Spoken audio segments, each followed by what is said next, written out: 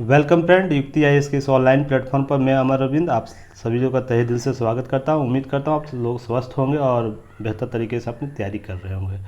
जो भी सबसे पहले अभी जुड़े हमारे नए स्टूडेंट हो, चैनल को सब्सक्राइब करें, साथ ही साथ बेल आइकन को भी दबाएं ताकि जो भी नोटिफिकेशन हो आप तक जल्द से जल्द पहुँचे। और जो हमारे पुराने मित्र हैं, चैनल को शेयर भी करें ताकि और भी लोग हमसे जुड़ सके। टॉप 10 करंट अफेयर 2021 का जो सीरीज चल रहा है उसका सेट 7वां आज लेकर मैं आया हूँ। उससे पहले कोई भी क्यूरी दिए गए नंबर पर कांटेक्ट कर सकते हैं या व्हाट्सएप कर सकते हैं। और हमारे विभिन्न प्लेटफॉर्म हैं, उससे जुड़ सकते हैं, जैसे यूट्यूब है, व्हाट्सएप है, टेलीग्राम है, फेसबुक है, ग्रुप है, उससे आप जुड़ सकते हैं। डिस्क्रिप्शन बॉक्स में आपको लिंक दिया रहता है, उससे आप डायरेक्ट ऐड हो सकते हैं या किसी भी प्लेटफॉर्म पर जाके युक्ति टाइप कीजिएगा, हमें वहाँ पाइएगा और उससे भी आप जुड़ सकते हैं। उससे पहले सेट 7 को प्रारंभ करने से पहले मैं कुछ बातें आपसे करना चाहता हूँ आप लोगों के प्रति। मैं आज ये कुछ घटनाएं घट गई जिससे मुझे चिंता व्यक्त करना ज़रूरी हो जाता है, क्योंकि ग्रुप का एडमिन या ऑनर बनने के लिए मुझे एक रिक्वेस्ट आया।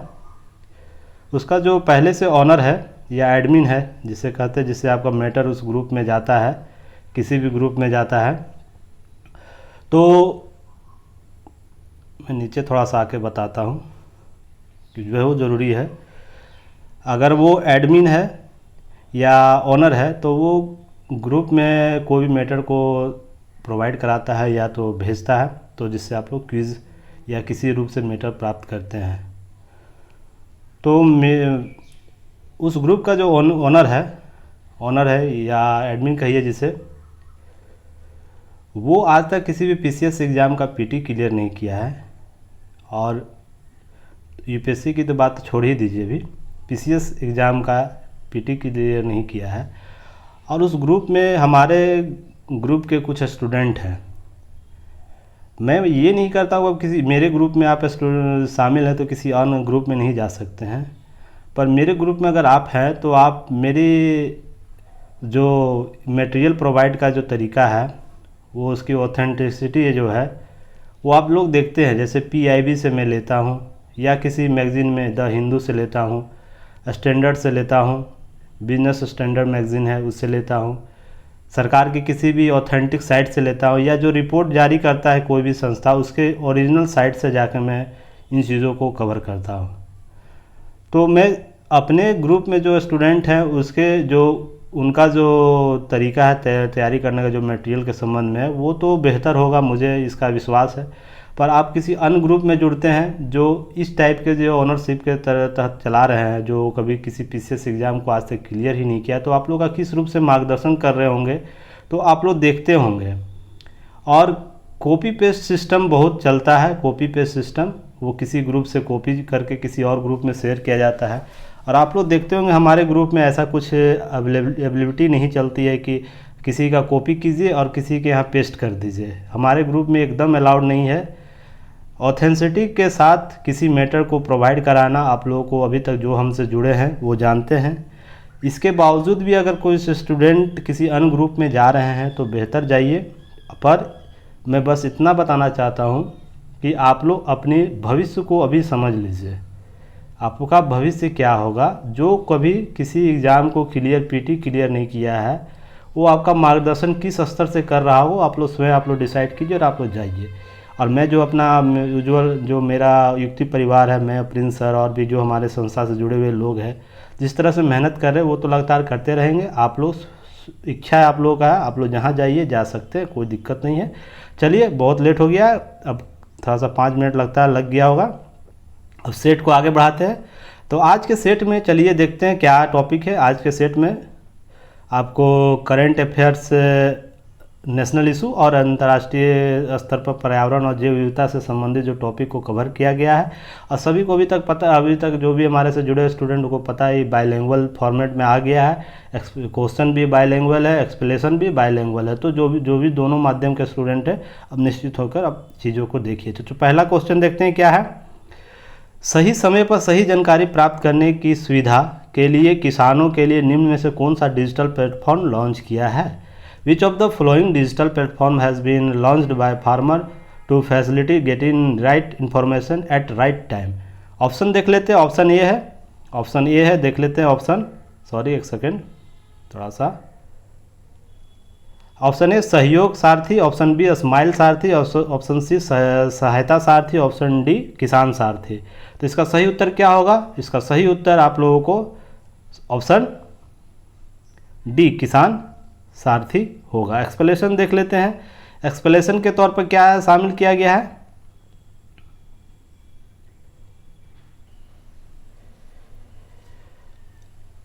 ऑप्शन एक्सप्लेनेशन देखते हैं। एक्सप्लेनेशन में ऑप्शन डी दिया हुआ सही आंसर। तो भारतीय कृषि अनुसंधान परिषद ICAR की अपना 93वां स्थापना दिवस, तो कि इस वर्ष कौन सा 93वां स्थापना दिवस मनाया है ICAR ने? तो ये भी MCQ के तौर पर शामिल किया जा सकता है। किसान सारथी मंच का शुभारंभ किया है।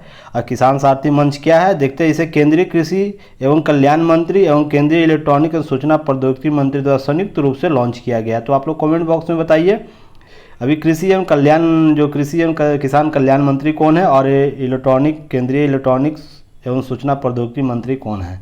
नेक्स्ट है यह किसानों को उनकी वांछित भाषा में सही समय पर सही जानकारी प्राप्त करने के लिए सुविधा प्रदान के लिए एक डिजिटल प्लेटफॉर्म है। तो ये सही वांछित भाषा में भी दिया जाएगा। यह किसानों को कृषि विज्ञान केंद्र के वैज्ञानिकों के प्रत्यक्ष तौर पर कृषि एवं संबद्ध विषयों के वार्ता या व्यक्तिगत तौर पर ये उपलब्ध कराया जाएगा।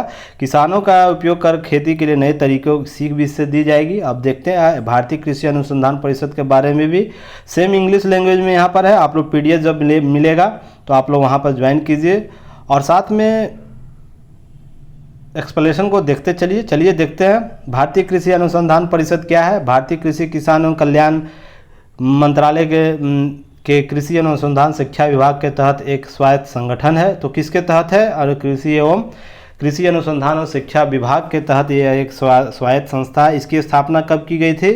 जुलाई 1929 में। और उस समय इसको क्या बोला जाता था? जब ये इसकी स्थापना 1929 में हुई तो imperial council of agriculture research इसका नाम दिया गया था।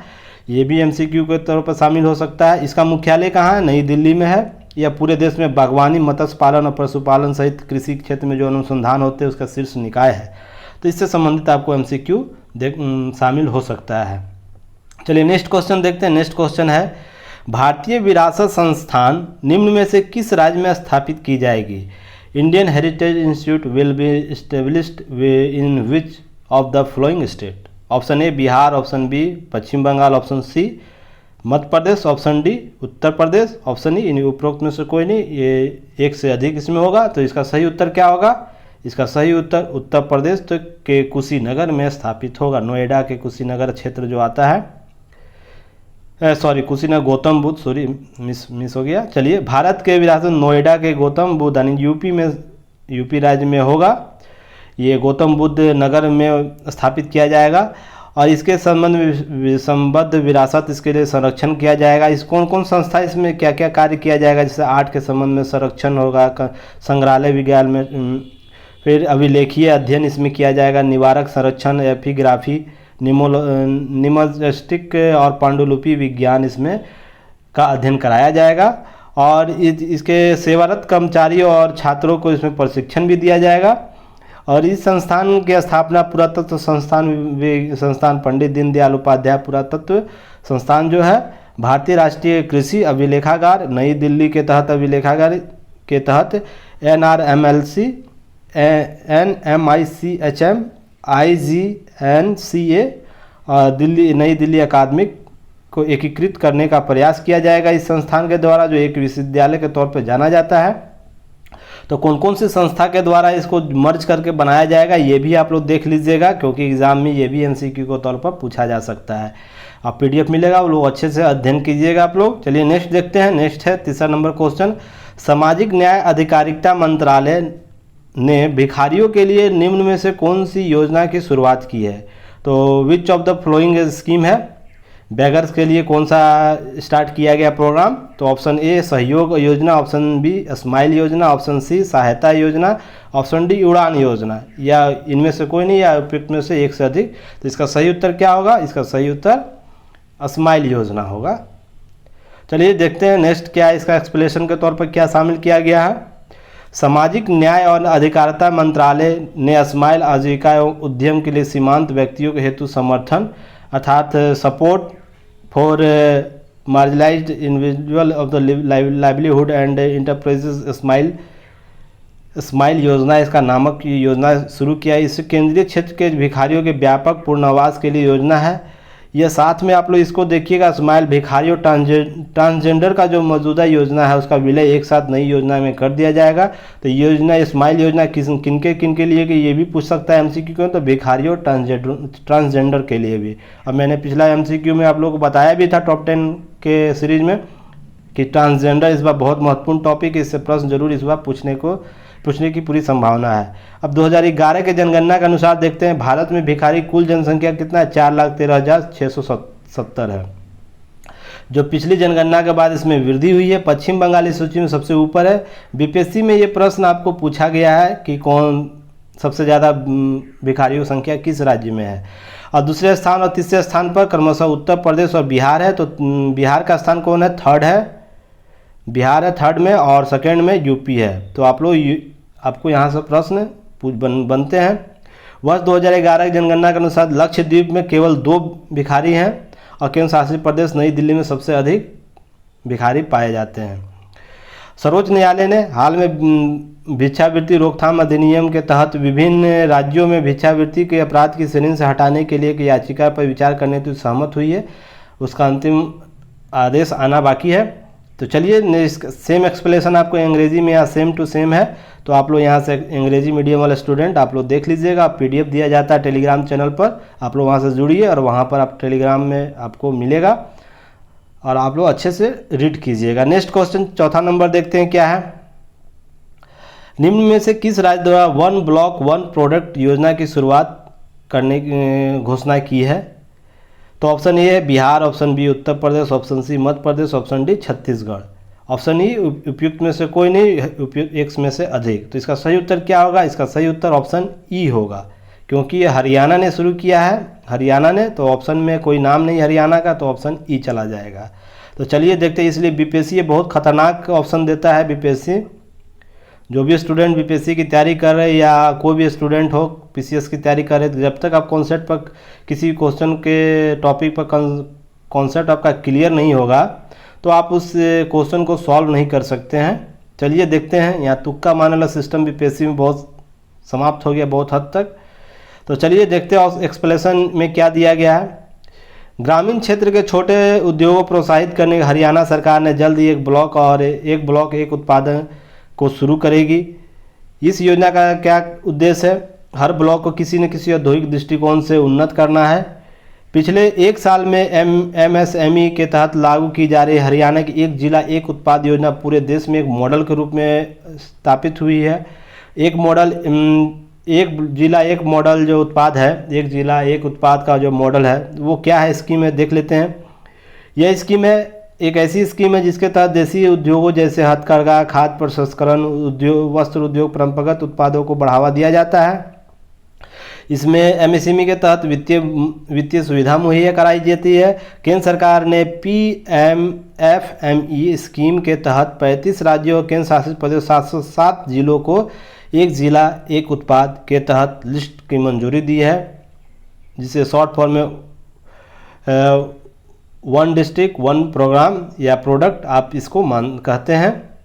तो आप देख लीजिए कौन से किस योजना के तहत हो रहा है। पीएमएफएमई के तहत ये योजना चलती है। तो ये भी आपको एमसीक्यू के थ्रू पूछा जा सकता है, कितने जिलों को लिस्टेड किया गया, ये भी आपको एमसीक्यू के तौर पर शामिल किया जा सकता है। नेक्स्ट क्वेश्चन है, स्टैंड अप इंडिया योजना निम्न में से किस वर्ष तक बढ़ाई गई? निम्न में से किस वर्ष तक स्टैंड अप इंडिया को बढ़ा दिया गया है? और stand up India scheme has been extended till which of the following years? Option A है वर्ष 2022, वर्ष 2023, वर्ष 2024, वर्ष 2025, या उपरोक्त में से कोई नहीं, एक से अधिक। तो इसका सही उत्तर क्या होगा? सही उत्तर ऑप्शन डी, वर्ष 2025 तक इसे बढ़ा दिया गया है।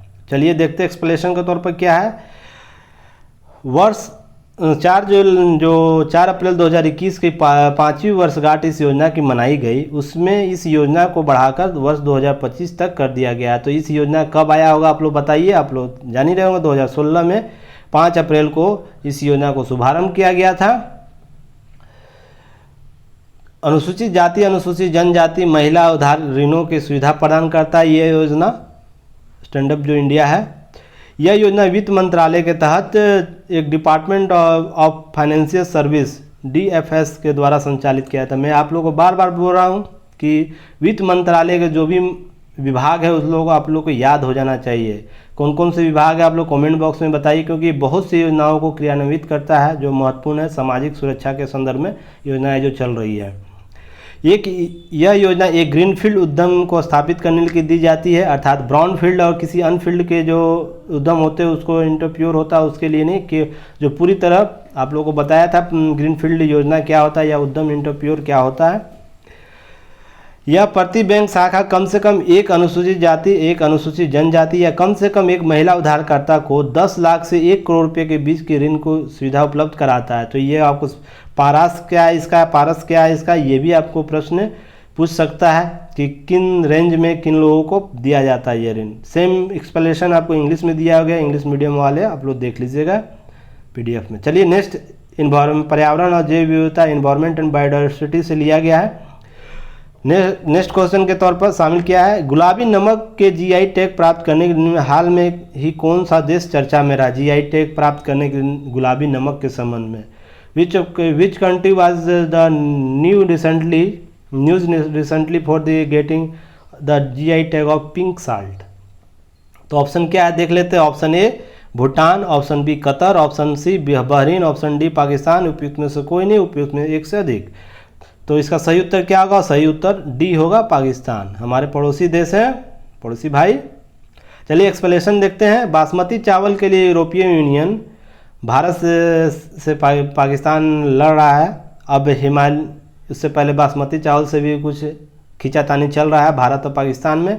अब हिमालय गुलाबी नमक पिंक पर भी दावा उसने किया है कि यह यह पाकिस्तान का नमक है और इसके लिए GI टैग इसके मिलना चाहिए। वो अपने देश में GI टैग का इसका संबंधित भौगोलिक संकेतक के संबंध में पंजीकृत करने का कार्य कर रहा है। इस कीमती नमक के निष्कासन कहाँ किया जाता है? पंजाब में साल्ट रेंज से किया जाता है, जो पोतोहार पंजाब के दक्षिण एवं झेलम नदी के उत्तर में स्थित है। तो आपको ये पूछा जा सकता है साल्ट जो पिंक जो साल्ट है वो कहाँ पाया जाता है, या गुलाबी नमक कहाँ पाया जाता है। जियोग्राफिकल इंडिकेशन टैग क्या होता है? GI टैग क्या होता है? ये भौगोलिक संकेतक होता है जो किसी विशेष क्षेत्र या राज्य के उत्पाद निर्माता व्यवसायियों के लिए समूह के लिए अच्छा गुणवत्ता कृषि औद्योगिक एवं प्राकृतिक वस्तुओं को बचाने के लिए दिया जाता है। गुलाबी नमक एक ऐसा नमक है जिसमें खनिज की प्रचुरता पाई जाती है जो स्वास्थ्य के लिए लाभदायक है। सेम आपको एक्सप्लेनेशन आपको इंग्लिश में है, आप लोग देख लीजिएगा। चलिए नेक्स्ट क्वेश्चन देखते हैं। 7वां, केराकेल बिल्ली, यह इंपॉर्टेंट है, इस बार आप लोग किसी भी एग्जाम में पूछा जा सकता है। केराकेल बिल्ली निम्न में से किस राज्य में पाई जाती है? Caracal cat is found in which of the following state? पहला option Bihar Uttar Pradesh, option B Gujarat, option C Madhya Pradesh, option D Rajasthan. तो इसका सही उत्तर क्या होगा? इसका सही उत्तर ऑप्शन ई होगा, क्योंकि यह गुजरात, मध्य प्रदेश और राजस्थान तीनों स्टेट में पाया जाता है। चलिए देखते हैं एक्सप्लेनेशन के तौर पर क्या शामिल है। 60वीं बैठक 2021 के राष्ट्रीय वन एवं बोर्ड जो MBWL है उसकी 60वीं बैठक हुई है। उसमें यह निर्णय लिया गया कि उसकी स्थायी समिति ने मध्यम आकार की जंगली बिल्ली केराकल को अति संकट जीवों की श्रेणी में शामिल करने को स्वीकृति दी है, जिसके तहत इस जीव के माध्यम से जंगली बिल्ली गंभीर रूप से लुप्तप्राय प्रजातियों के जो संरक्षण वित्तीय जो सहायता प्रदान की जा सकेगी या की जाएगी। भारत में इन बिल्लियों की उपस्थिति केवल 3 राज्यों में ही बताई गई है, जैसे मध्य प्रदेश, गुजरात और राजस्थान। यूपी में नहीं है, इसलिए ऑप्शन ई आपका हो जाएगा। तो देखिए प्रश्न कहाँ से बनते हैं। बीपीएससी में अगर इस टाइप के प्रश्न पूछ दिए कितना खतरनाक है आप लोग समझ सकते हैं। और भी स्टेट के जो PCS के एग्जाम जो तैयारी कर रहे हैं या यूपीएससी के कर रहे हैं, तो कॉन्सेप्ट जब तक आपका क्लियर नहीं है तो आप आंसर नहीं दे सकते हैं। अब इसी के संबंध में और भी बातें हैं, जैसे मध्य प्रदेश में इसे स्थानीय रूप से सिया गोस या सियाए गस नाम से भी जाना जा सकता, तो ये भी MCQ के तौर पर शामिल किया जा सकता है प्रश्न के रूप में कि मध्य प्रदेश में केराकेल बिल्ली को किस नाम से जाना जाता है। गुजरात में इसे किया जाता है हॉर्नेट्रो कहा जाता है स्थानीय रूप से, और इस जिसका अर्थ होता है ब्लैक बग का हत्यारा इसे माना जाता है। अब ब्लैक बग क्या होता है आप लोग हमें कमेंट बॉक्स में बताइए, क्योंकि मैं इसको कल इसे शामिल करूँगा तो इसलिए इस पर चर्चा विशेष नहीं करूँगा। आप लोग ब्लैक बग क्या होता है इसके बारे में आप लोग बताइए। राजस्थान में इसका नाम जंगली या बिलाव, इस जंगली बिलाव कहा जाता है। सॉरी एक सेकेंड, डिस्टर्ब हो जाता है कभी कभी। ये जंगली बिलाव या जंगली इसको वाइल्ड कैट के नाम से भी जाना जाता है। तो क्या नाम, किस राज्य में कौन सा नाम से इसका नामकरण। देखिए बिल्ली, थोड़ा सा केरल बिल्ली को देख लीजिए आप लोग कैसा होता है, कितना प्यारा है। जब आ जाएगा बहुत खतरनाक है। चलिए 8वां नंबर क्वेश्चन देखते हैं इन्वायरमेंट एंड बायोडाइवर्सिटी से। वर्ष 2021 निम्न किस सम्मेलन का 50वीं वर्षगांठ है। The year 2021 is the 5th anniversary of the which of following conference. तो निम्न में से किस कॉन्फ्रेंस का 50वीं वर्षगांठ 2021 रहा या है। चलिए ऑप्शन ए पेरिस सम्मेलन, ऑप्शन बी कानकुन सम्मेलन, ऑप्शन सी बाली सम्मेलन, ऑप्शन डी स्टॉकहोम सम्मेलन और ऑप्शन ई उपयुक्त में से कोई नहीं, उपयुक्त में एक से अधिक। तो सही आंसर आप लोग दीजिए। सही आंसर होगा ऑप्शन डी स्टॉकहोम सम्मेलन। चलिए देखते हैं इसका क्या है। 1972 में 1972 में स्टॉकहोम सम्मेलन हुआ। तो 1972 घटाइएगा 2021 में, तो ये 49 समाप्त हो गया और 50वां ये चल रहा है। तो इसलिए 50वीं वर्षगांठ और 50+ सम्मेलन इस बार आयोजित किया भी गया है। तो चलिए देखते हैं इसके बाद 2006 में नैरोबी सम्मेलन हुआ है, 2007 में बाली सम्मेलन, 2009 में कोपेनहेगन सम्मेलन और 2010 में कानकुन सम्मेलन। अब नेक्स्ट देख लेते हैं स्टॉकहोम सम्मेलन घोषणा पत्र 1972 जो था वो क्या था। स्टॉकहोम सम्मेलन पारित संविधान स्टॉकहोम घोषणा पत्र 1972 के नाम से प्रसिद्ध है। इसमें 26 सिद्धांत जो महत्वपूर्ण सिद्धांतों को स्वीकार किया गया है। तो ये भी MCQ के तौर पर शामिल किया गया। कितने सिद्धांतों को शामिल किया गया, प्रिंसिपल को इसमें शामिल किया गया है। तो 26 प्रिंसिपल को शामिल किया गया है। इसके कुछ महत्वपूर्ण सिद्धांत जैसे मानवीय पर्यावरण की घोषणा, मानवीय पर्यावरण के लिए कार्य योजना, विश्व पर्यावरण दिवस घोषित किया गया। तो आपको MCQ यहाँ से भी एक बनता है, विश्व पर्यावरण दिवस किस सम्मेलन में घोषित किया गया। तो ये स्टॉकहोम। नाभिकीय शस्त्रों के परीक्षण पर संबंधी प्रस्ताव इसमें पारित किया गया था। दूसरा संयुक्त राष्ट्र मानवीय पर्यावरण सम्मेलन को बुलाने की सिफारिश भी की गई थी। तो ये सब अतिरिक्त जानकारी है, आप लोग देखिएगा इसको। नेक्स्ट है 9वां नंबर क्वेश्चन है, एक विश्व एक सूर्य एक ग्रिड ओ निम्न में से किस वर्ष प्रस्तुत किया गया। हो क्वेश्चन है, one world one sun one grid was in the which of the following years. Option क्या, ऑप्शन ए वर्ष 2018, वर्ष 2019, वर्ष 2020, वर्ष 2021। उपयुक्त में से कोई नहीं, एक से अधिक। तो इसका सही उत्तर क्या होगा। यह बहुत महत्वपूर्ण टॉपिक है, आप लोग इसको बहुत अच्छे तरीके से कीजिएगा। इसका सही उत्तर होगा वर्ष 2018। क्यों 2018 का प्रश्न को अभी शामिल किया गया, अभी समझ में आएगा आप लोगों को। चलिए एक्सप्लेनेशन देखते हैं। केंद्रीय नवीकरणीय और ऊर्जा मंत्रालय ने गत वर्ष 2020 में एक प्रस्ताव मांगे हैं इस संबंध में। वह एक विश्व एक सूर्य एक ग्रिड के संबंध में दीर्घकालिक दृष्टिकोण कार्यान्वयन योजना और रोड मैप तैयार करने के लिए रोड मैप मांगा, इसलिए चर्चा में आ गया। और चलिए यह क्या है, एक विश्व एक सूर्य एक ग्रिड की अवधारणा भारतीय प्रधानमंत्री वर्ष 2018 में प्रस्तावित अंतर्राष्ट्रीय सौर गठबंधन इंटरनेशनल सोलर अलायंस ISA जिसे शॉर्ट फॉर्म में कहा जाता है, पहली सभा में प्रस्तुत किया था। यहाँ से भी प्रश्न आपको बहुत बनेंगे, तो आप लोग अच्छे से देखिए। इस कार्यक्रम का उद्देश्य क्या है, विभिन्न देशों के स्थित नवीकरणीय ऊर्जा स्रोतों के साथ जोड़कर एक वैश्विक परितंत्र का निर्माण करना है। भारत इस संदर्भ में लक्ष्य क्या रखा है, वर्ष 2022 तक 175 गीगावाट का लक्ष्य रखा है। तो आपको प्रश्न बार बार यहाँ से देखने को मिल रहे होंगे, और भी एग्जाम में सब पूछा जाता है। अंतर्राष्ट्रीय सौर गठबंधन क्या है, इसे देख लीजिएगा, इस बार बहुत इंपॉर्टेंट है, प्रश्न यहाँ से बनेंगे।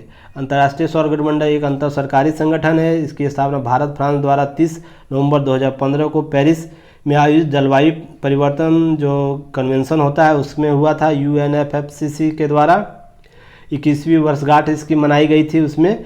वर्तमान में इस देश के 124 देश हैं और 87 देशों ने IS जो सौर गठबंधन है उसके फ्रेमवर्क को समझते हुए हस्ताक्षर कर दिया है और 67 ने इसका अनुसमर्थन भी कर दिया है। तो कितने कितने लोग की संख्या है आप लोग इसको देख लीजिएगा। इसका मुख्यालय कहाँ है? भारत के गुरुग्राम हरियाणा में है। ICA का लक्ष्य क्या है? 2030 तक 1000 बिलियन अमेरिकी डॉलर से अधिक की धनराशि जुटाना, ताकि सदस्य देशों की ऊर्जा जरूरतों के लिए सौर उत्पादन, भंडारण और प्रौद्योगिकी की मांग को प्रशस्त किया जा सके। आपको सेम एक्सप्लेनेशन इंग्लिश में दिया हुआ है, आप लोग बेहतर तरीके से इंग्लिश मीडियम वाले भी देखिए। लास्ट क्वेश्चन है, और क्लाइमेट एडप्शन समिट जो है कि मेज़बानी निम्न में से किस देश ने किया है? Which of the following country host the climate adaptation summit 2021। Option क्या है? Option A Bharat, option B Bangladesh, option C Sweden, option D Netherland और ऑप्शन ई और उपयुक्त में से कोई नहीं, एक से अधिक। सही उत्तर क्या होगा? सही उत्तर आपको ऑप्शन डी नीदरलैंड होगा। चलिए एक्सप्लेनेशन देख लेते हैं। ऑनलाइन अंतर्राष्ट्रीय जलवायु अनुकूलन शिखर सम्मेलन का आयोजन नीदरलैंड द्वारा किया गया। Online international climate adaptation summit 2021 organise by Netherland किया गया है, नीदरलैंड के द्वारा। ग्रीन हाउस गैसों से उत्सर्जन से संबंधित यह सम्मेलन था, तो आपको MCQ के तौर पर ये भी शामिल किया जा सकता है। भारत 2030 तक वर्ष 2030 तक भारत 450 गीगावाट अक्षय ऊर्जा उत्पादन सृजन करने का लक्ष्य रखा है। LED बल्ब के इस्तेमाल से प्रति वर्ष 3.2 करोड़ टन CO2 उत्सर्जन कम हो रहा है। तो MCQ आपको यहाँ से ही बन सकते हैं। इस सम्मेलन की प्रमुख आबादी वाले कुछ 40 देशों ने भाग लिया। इस देश में पाकिस्तान को सम्मिलित नहीं किया गया, क्योंकि यहाँ भी 22 करोड़ के आसपास जनसंख्या है, जो काफ़ी बड़ी संख्या आबादी वाला देश है। तो ये आपको तो प्रश्न यहाँ से भी पूछा जा सकता है, कौन से बड़े देशों को शामिल नहीं किया गया इस संगठन में? तो प्रश्न यहाँ से भी बनते हैं। सेम एक्सप्लेनेशन आपको यहाँ मिल जाएंगे इंग्लिश मीडियम वाले को। तो आप लोग बने रहिए मेरे साथ, अमर अरविंद के साथ और प्रिंस जायसवाल सर के साथ। युक्ति है, जो भी क्यूरी है, जो भी समस्या है, दिए गए नंबर पर आप लोग बात कर सकते हैं और हमारे विभिन्न प्लेटफॉर्म में और उससे जुड़ सकते हैं। युक्ति टाइप कीजिएगा, आप लोग मिलेंगे हम वहाँ पर। और जो मैं शुरू में आगाह किया हूँ, जिस चीज़ के लिए आगाह किया हूँ, सूचित किया हूँ, आप लोग उस पर गौर कीजिएगा। आप लोग भटकिए नहीं। बेहतर रणनीति, बेहतर तरीके से तैयारी करने का मैं वादा करता हूँ आप लोगों को, क्योंकि मैं जो एक्सपीरियंस आप लोगों को लेता हूँ, जब तक मैं स्वयं किसी क्वेश्चन के लिए संतुष्ट नहीं होता हूँ तब तक मैं उसे शामिल नहीं करता हूँ। आप लोग ध्यान रखिएगा इस चीज़ को। तो तब तक के लिए मैं अमर अरविंद आप लोगों से विदा लेता हूँ। धन्यवाद। जय हिंद।